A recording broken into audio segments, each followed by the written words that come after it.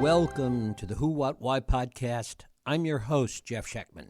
We thought we were asking a hypothetical question back in 2024 when University of Maryland law professor Maxwell Stearns asked whether the American system of government had reached its sell-by date. It still felt like a question with time on its side. We could still imagine our way to a different outcome. The guardrails we told ourselves would hold. The institutions we assured ourselves were stronger than any one person. History, we believed, had a way of course correcting. We were wrong on all counts.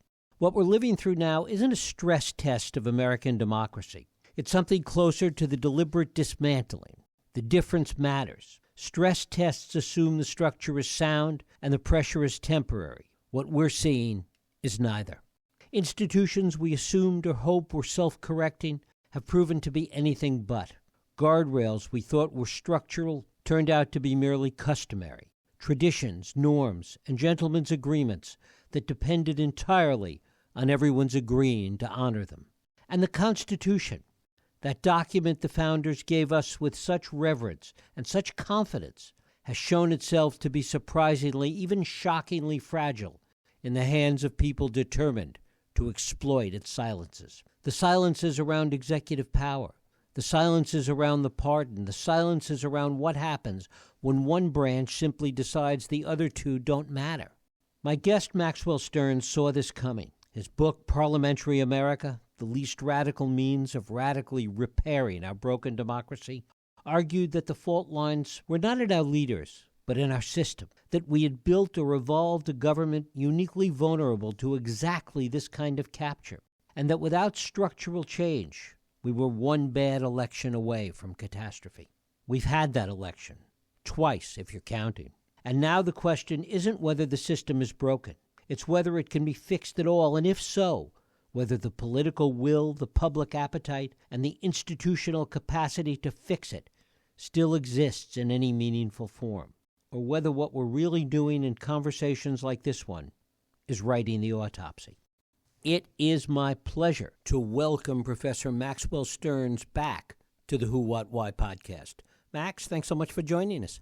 Jeff, thank you so much for having me. I appreciate it very much. Well, it is a delight to have you back. When we talked a couple of years ago, one of the points that you made is that the real enemy of democracy is extremism.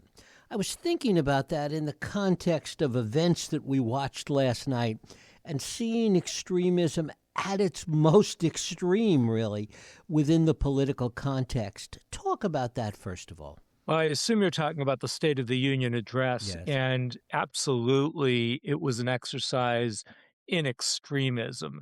As I watched it, I kept thinking about how foreign leaders, or simply citizens of other nation states around the world, who undoubtedly were watching it and will more likely watch small clips sort of cut out for popular display, would understand the theatrics of a State of the Union address, the purpose of which clearly wasn't to demonstrate a common vision for improving this nation, but for creating a literal dividing line straight up the center of the joint session, listening to him speak, by denigrating those that from his perspective were to his right, while commending those that from his perspective were to his left, not ideologically, but physically in the room.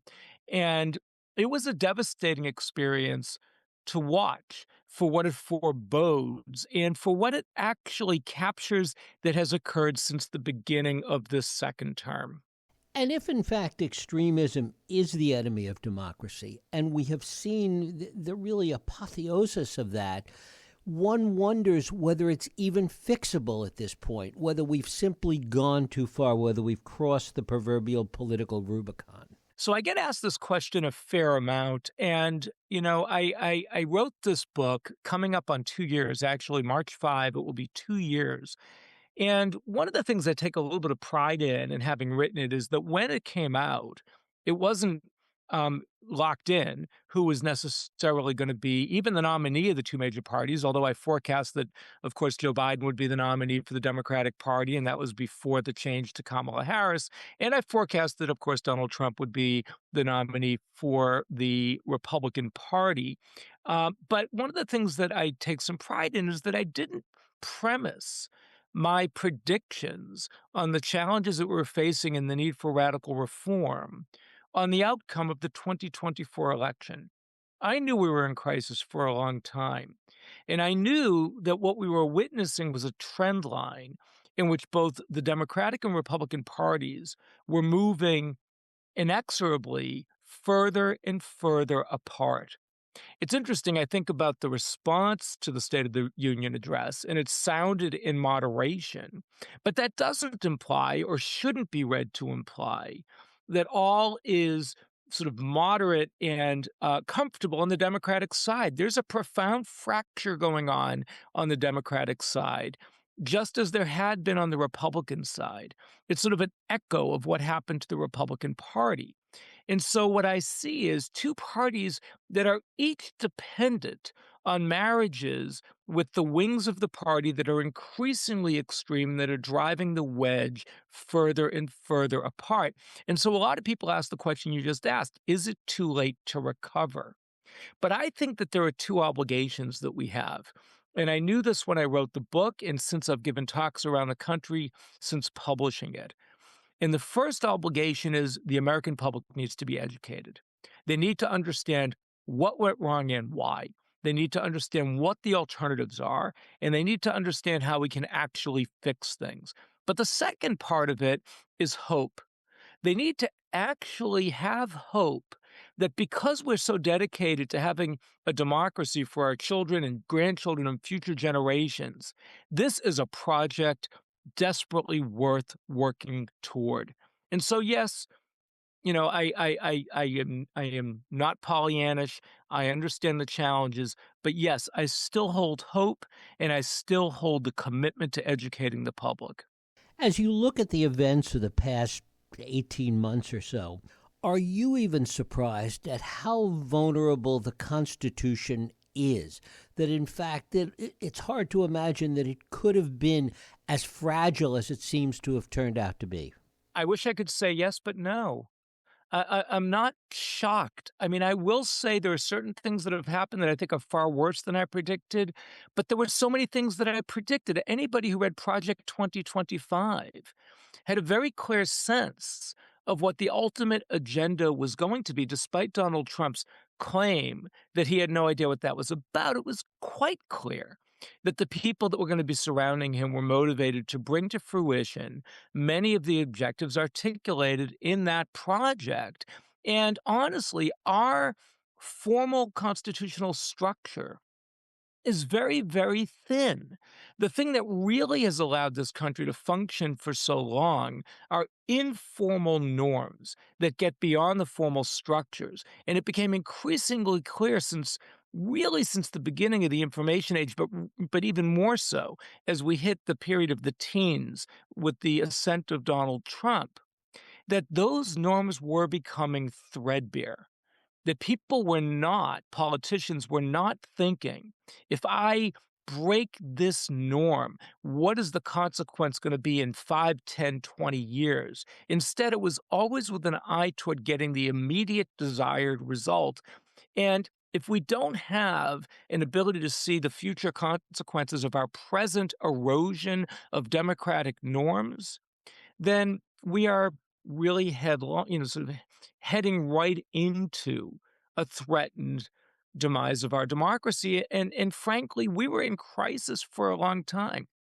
The question is, can we educate the public enough? Can we convey enough hope so that people will understand that we have to take, finally, the notion of radical reform seriously, because nothing short of that's going to do the trick. As you've talked about, as the U.S. has encouraged and exported democracy around the world, we've never actually exported our version of democracy anywhere else in the world. Well, certainly that's true. Yes, that's 100% right. We've exported democracy around the world, especially since World War II, but never our system of two-party presidentialism. And there's a pretty simple reason for that.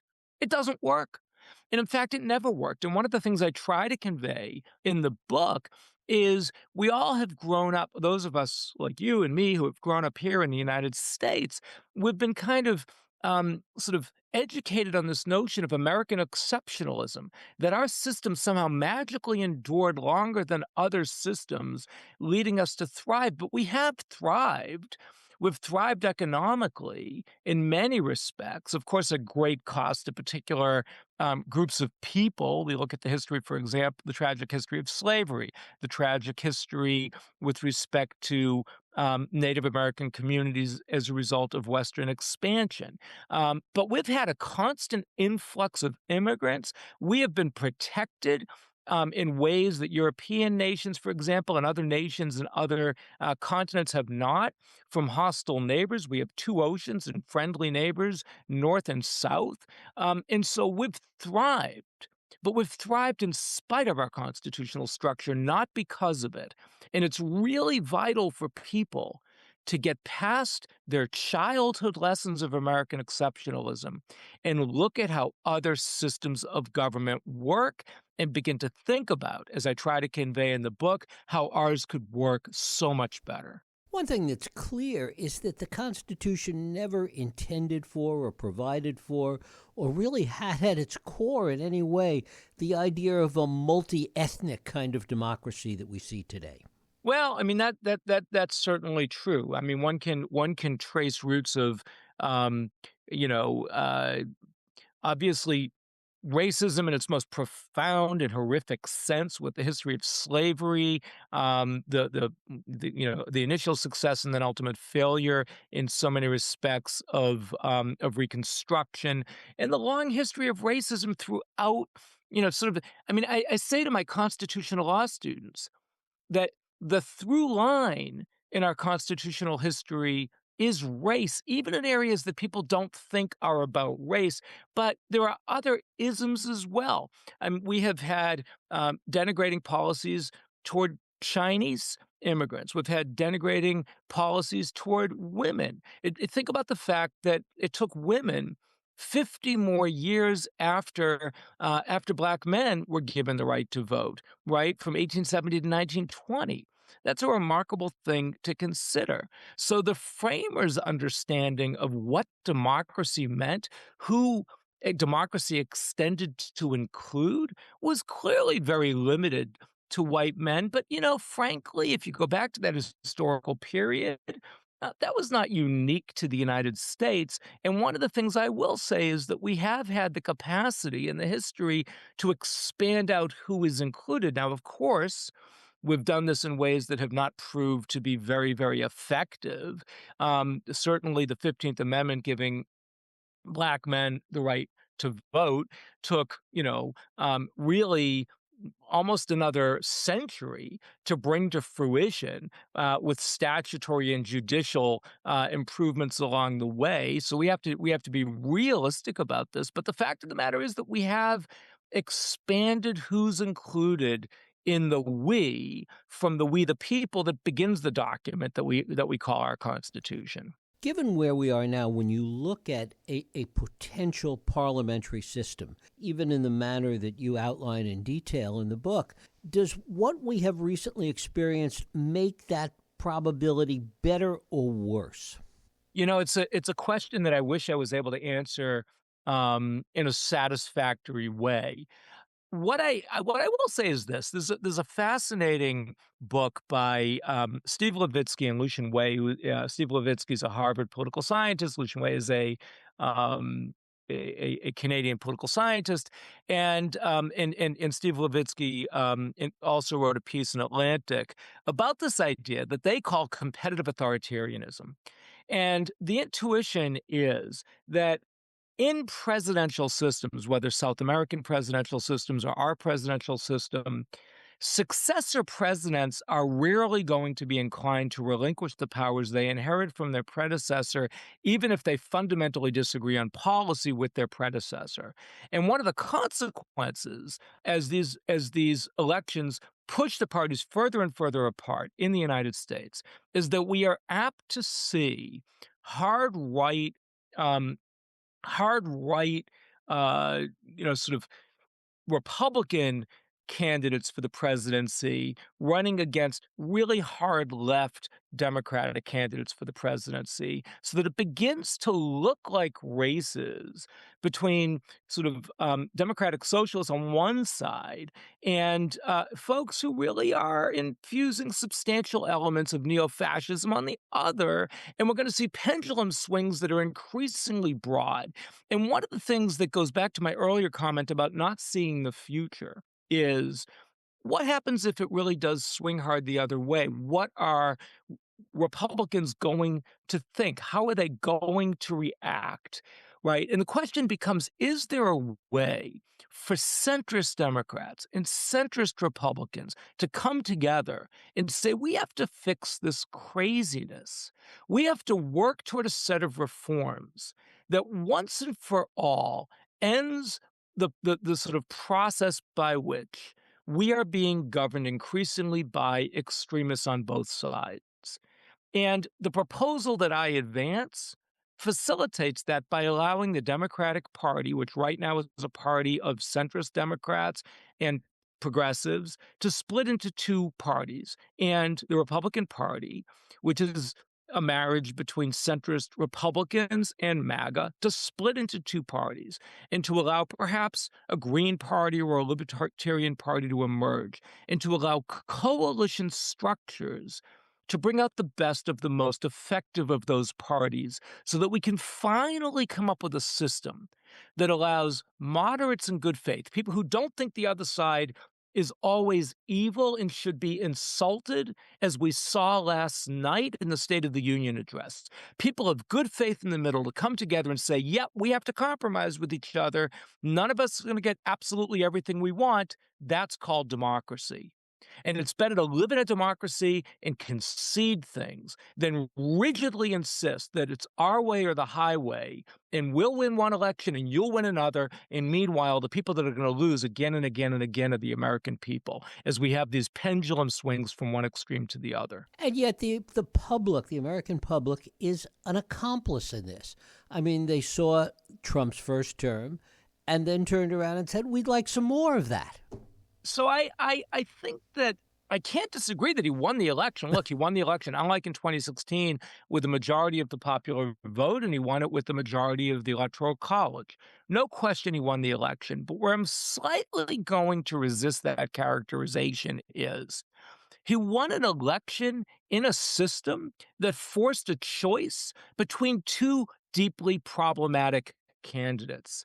That's the reality. Initially, Joe Biden and Donald Trump, and then we didn't really have a meaningful choice for the successor to Joe Biden.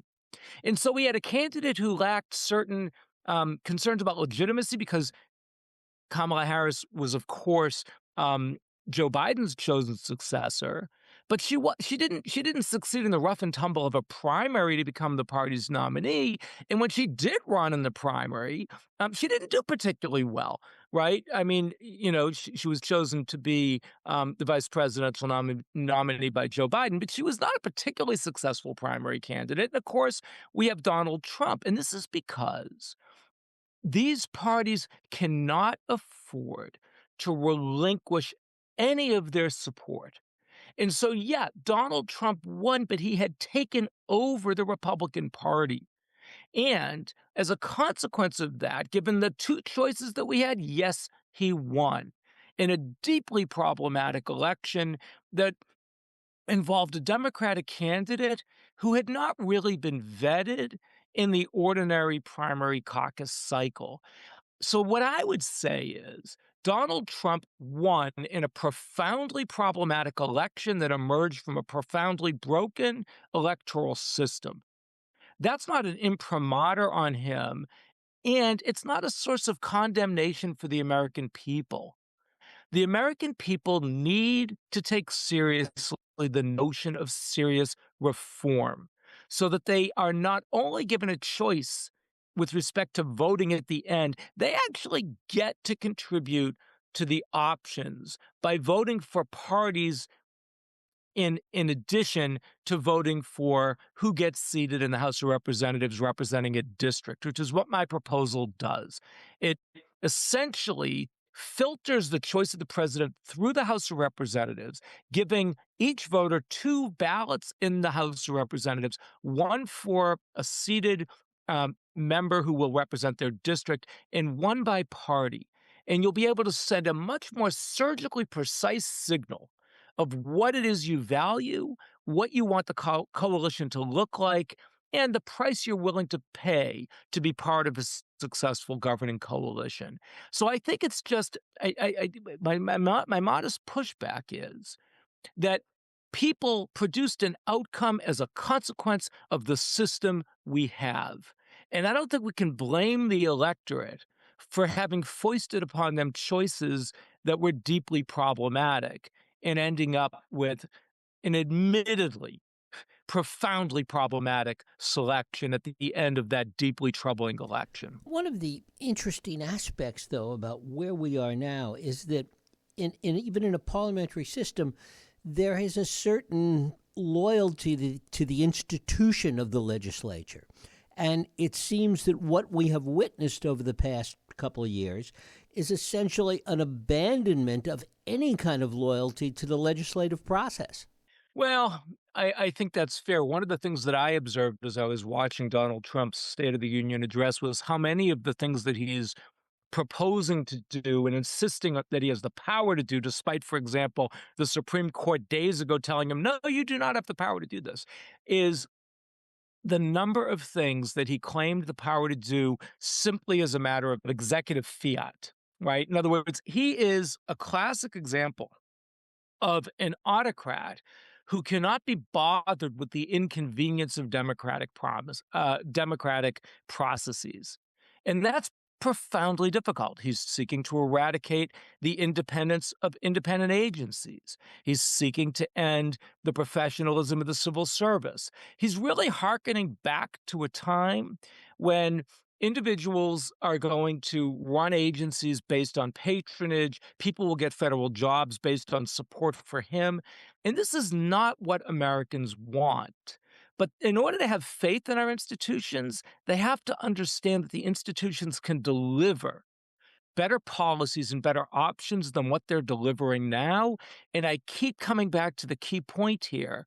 This requires education. One of the real challenges in our country is that for so many years, decades, maybe even longer, Americans have been led to believe that they don't have to look beyond our borders to understand democracy, that somehow the framers of the Constitution solved the problem, and all the answers are here in our history and in our borders. And that's just wrong. And this requires education. People need to understand that institutions can deliver more and better for them, but they have to be structured in a manner to achieve that benign vision. That structure is more than just a parliamentary system. I mean, the Weimar Republic had a parliamentary system. That didn't work out too well. That it really but is. It had I'm sorry, I didn't mean to cut you off. No, go ahead. But it's really a question of how the system is structured, as you've talked about. Well, the Weimar Republic was an example of a deeply problematic parliamentary system. It was pure proportionality. It had far too many parties, and it allowed Hitler to come in and roll over other leaders one by one until he assumed complete control. And so one of the main points, early on when you said that in our prior conversation, which I so enjoyed, that I repeatedly emphasized that the threat to democracy isn't disagreement. It's not policy disagreement. It's extremism. That manifests itself in two specific ways. One, insistence on extreme ideological commitments, right? Absolutely no compromise, whether right or left, but also extremism on the number of parties. Having too many parties, a system where you get a plurality even if it's a small one, and then roll over all the other party leaders one by one, or alternatively, a system like the United States, like the United Kingdom, that has too few parties, and in which each of the two parties is so dependent on even fringe elements of their constituency that there's a high risk that a fringe element can take over that party and then take over the government, which is the problem that we have experienced beginning with the rise of the Trump era with the GOP. So you're absolutely right. And this is part of the education that I keep coming back to. Just as presidential systems are profoundly flawed, virtually all of them, there are profoundly flawed parliamentary systems. Not all parliamentary systems are created equal. And one of the things I do in my book is explain how we can incorporate a particular kind of parliamentary system, which is called mixed member proportionality, and infuse it into our system in a way that hits that Goldilocks principle or sweet spot of roughly 4 to 8 parties, which most political scientists think, number one, is kind of the golden system, the system that works the best, but also the right number of parties, not too few, not too many. And it allows parties to come together to negotiate toward what political scientists call the core. And and the intuition here is that party leaders that are unwilling or unable to say, I will work with other party leaders, even if I have to give things up to create a governing coalition, parties unwilling to say that are not going to be successful in that system. And they shouldn't be. But party leaders who are able to amass a significant following and convey that message, which will make elections so much more attractive, they will succeed.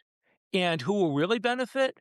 Because we don't really care about political leaders benefiting. The American people will benefit because finally they will have a system that's responsive to their desires and actually capable of delivering what Americans truly want without these pendulum swings left and right. I guess the other part of it is where the off ramp is. How do you change a 250-year-old entrenched system? When we look at technology, we see that countries that develop technology late, third world countries, smaller countries, put in cell phones became the standard. They didn't have to wire the whole country because it was essentially a startup. We're looking at a system that is so deeply entrenched. It's hard to imagine the way that system begins to change.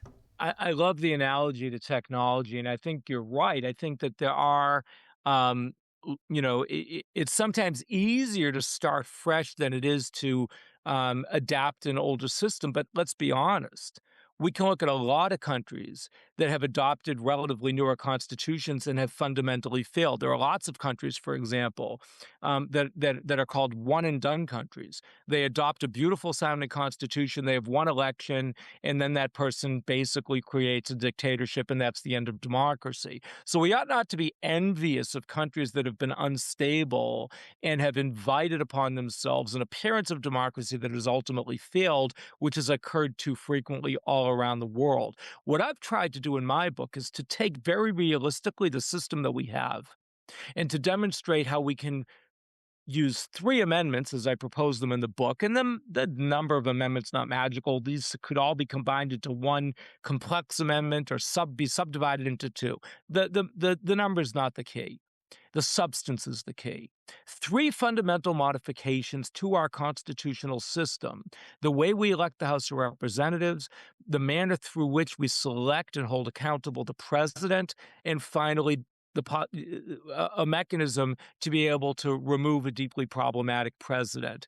And I articulate them carefully in the book. I defend them, each getting an individual chapter. And just to make it crystal clear that I'm serious about this, I actually give drafts of each of the 3 amendments so the readers can see I'm not speaking in generalities. I'm speaking very precisely about a surgical intervention that will allow us to transform our broken system into a truly thriving multi-party democracy.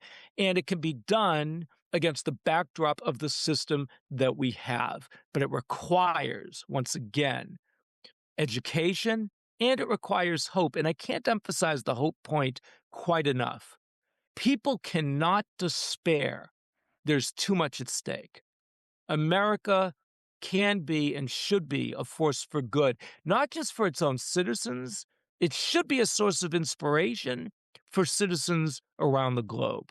How do we get past the sense of American exceptionalism and the way in which American exceptionalism, which so many people buy into, is in fact used as a blunt instrument to prevent change? So what I would say about that is you can't simply tell people to think differently. You have to challenge them in ways they can understand. And one of the things I've learned is when you challenge somebody at too high a level, and it's sort of an affront to their sense of identity, that's a mistake. But when you focus on very specific propositions, it becomes irrefutable that some of the things that they thought were actually incorrect. For example, you can point out to people, we have this intuition that we have a rock, paper, scissors constitution where jealousies are going to be aligned with the presidency or with Congress or with the Supreme Court. But let's look at your experience. As you look at Congress, are you seeing that as the root source of the jealousies, or are you seeing jealousies between the Democratic parties and the Republican parties within each house of Congress, and the party that's aligned with the president tending to defend the president rather than hold the president accountable? Does that make you question the supposition that you learned in middle school about the beauty of the triangle drawn on the whiteboard that demonstrates this vision that the framers had of how our constitutional system was going to work? What about the Supreme Court? Is the Supreme Court really protecting our institutions? Or based on who's dominating the Supreme Court, are they acquiescing with respect to policies that seem to be historically inconsistent with the Constitution? And I go through these sorts of things in great detail in my book, which, by the way, is written for a general readership. It's not written for academics. So I go through it piece by piece so that people can begin to understand that the things that they learned throughout their childhood might not be right. But the goal isn't to bring people down, to embarrass people. Oh, no, I understood things wrong. No. It's to educate them so they come away with a sense of optimism and a deeper understanding, both of the great things that have happened in our history and the challenges that have happened in our history, and how we can fulfill the promises of this country by doing a benign adaptation, just as we did when we rejected the Articles of Confederation for the Constitution, and when we rejected the premises of the pre-Reconstruction Constitution through the fundamental changes brought about through the three Reconstruction amendments, which really did transform relationships about how the government ultimately worked. We can do it again. Isn't part of the problem raw power? Because we have a system that is built on this idea that if you can divide the other side and keep your side intact with power, you win. Oh, that's precisely the problem. And that's the reason we have a two-party system, which the framers never envisioned. You can go all the way back to George Washington on that one, right? I mean, George Washington's farewell address lamented the rise of factionalism, which seemed fundamentally inconsistent with the story of benign jealousies among the three branches of government. So it's precisely the fact that we have winner-take-all elections at every stage with respect to House districts, with respect to Senate elections, with respect to Electoral College outcomes, that we end up with this two-party system. That's the lesson that American voters that have been raised on the notion of American exceptionalism need to understand. Why is it that although we've exported democracy around the globe, we haven't exported that? The systems we've exported democracy to have embraced proportional representation and multi-party coalition governance, not winner-take-all elections. And people need to understand that. They need to learn it. They need to learn that not all parliamentary systems are created equal. The answer to my book is not to find the examples of parliamentary systems that I illustrate as a point of departure. I actually include examples of parliamentary systems that do not work well, just to show how not to do it, as well as how to do it.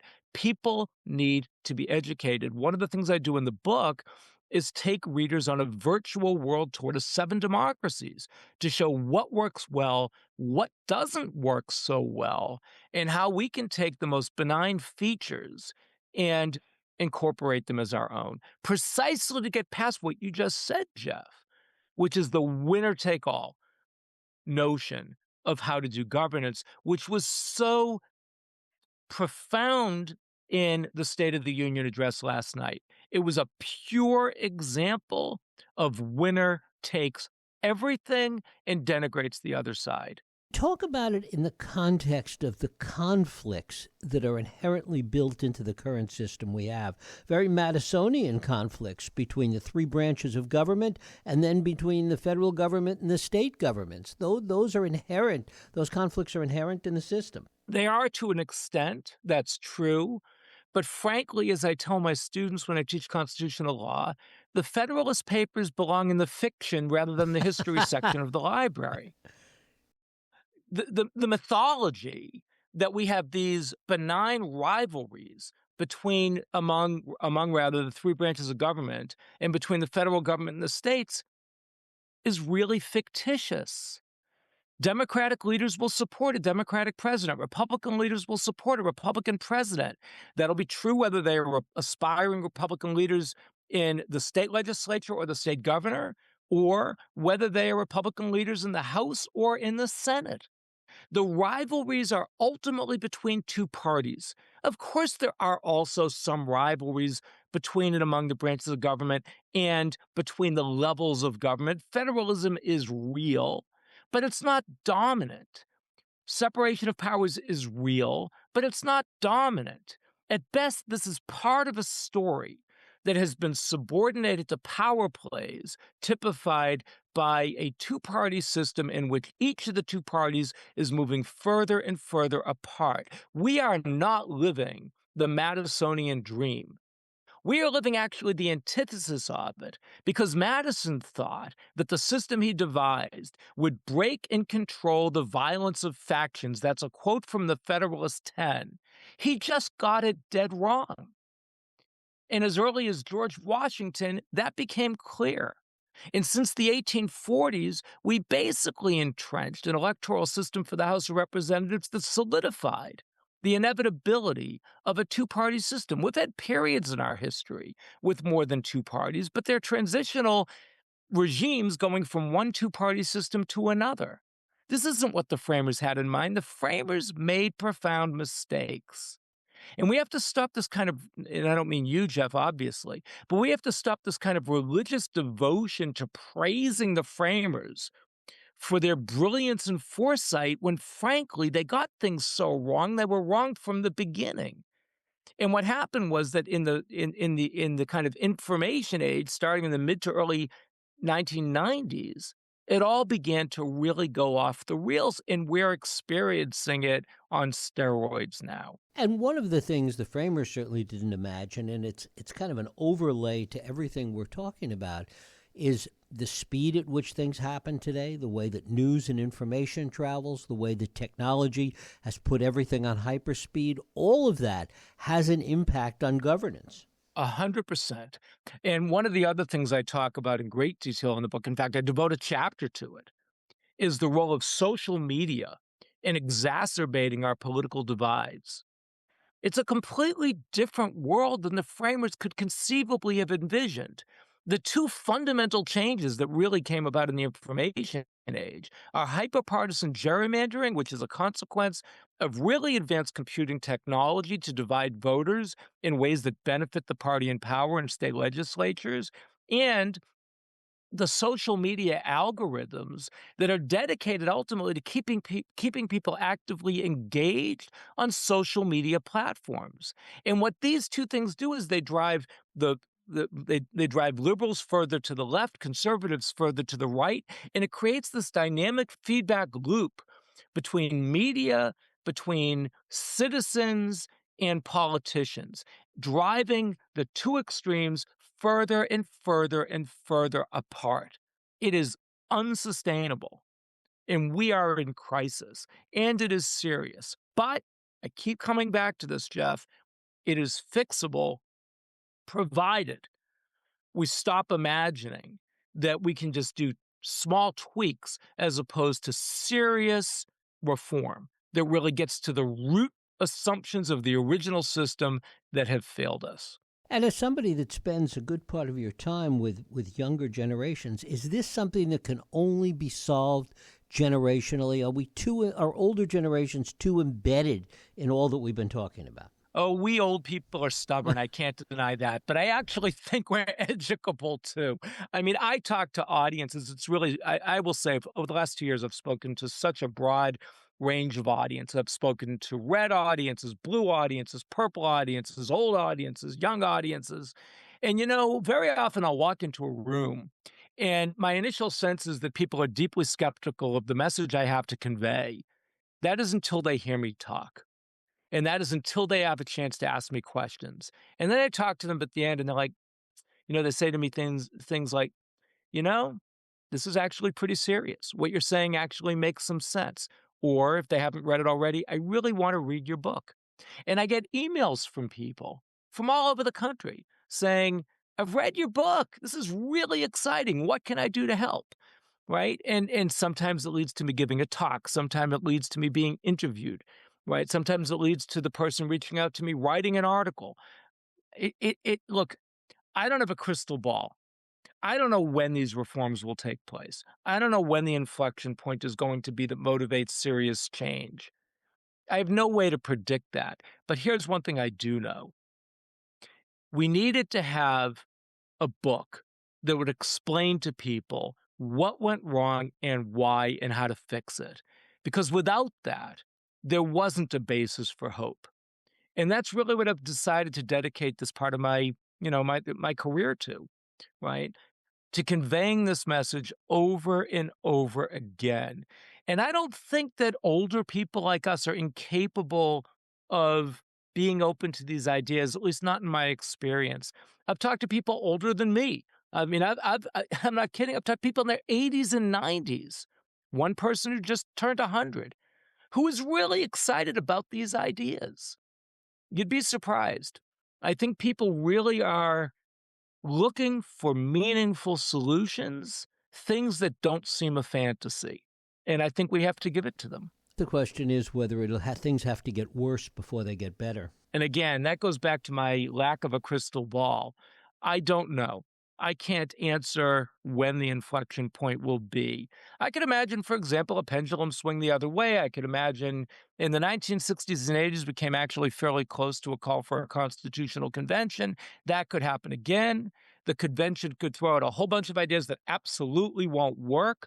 One of the things I've tried to persuade people is that, ranked choice voting, multi-member districts, term limits, these sorts of things, they're superficially appealing, but they won't solve the crisis that we have. And simply ending the electoral college in favor of a national popular vote, that won't solve the problem either, and it might make it worse.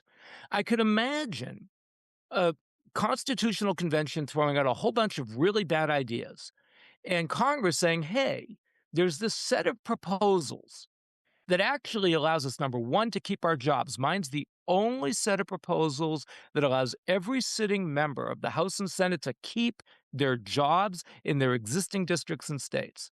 It doubles the size of the House, but sitting members keep their jobs. And I could imagine them saying, instead of running the risk that those proposals, which would have the effect of taking us out of our jobs, threatening our continuing power, here's a set of proposals that actually will fix the problem that they're trying to fix and lets us keep our jobs. And if the consequence of that is that members of the House and Senate, who many people don't like, get to become the heroes of democracy, let them be. I don't care who claims credit. I just care that in the long run, we end up with a thriving multi-party democracy, because that's what American voters deserve. And that's what's going to make this country thrive. And that's what's going to allow us to actually meaningfully contribute to life in the United States for future generations. I'm just convinced of it. It's ironic you talk about them keeping their jobs, that things have gotten so bad and so ugly and so partisan that so many of them are giving up those jobs, as we're seeing. Exactly. Because they don't have a system that allows them to reject the party line, have their integrity, and keep their jobs. A multi-party system would allow people to have both their jobs and their integrity intact, because they'd be able to disagree with party leaders with whom they strongly disagree on really salient points. We don't have that. We have a leader of the country who will call out, just look what he did with the Supreme Court this week, saying that 2 of the justices that he appointed are embarrassments to their families because they read the statute, consistently with what the statute actually says. People don't want to be called out and have themselves and their family members threatened because they disagree with an erratic leader. They'd rather quit. But we don't have to live in that world. There's a better world out there for us to live in. We can make it ours. Maxwell Stearns, his book is Parliamentary America, The Least Radical Means of Radically Repairing Our Broken Democracy. Max, I thank you so much for spending time with us. And I thank you so much for having me back. It has truly been a pleasure. Thank you. Thank you. And thank you for listening and joining us here on the Who, What, Why podcast. I hope you join us next week for another Who, What, Why podcast. I'm Jeff Sheckman.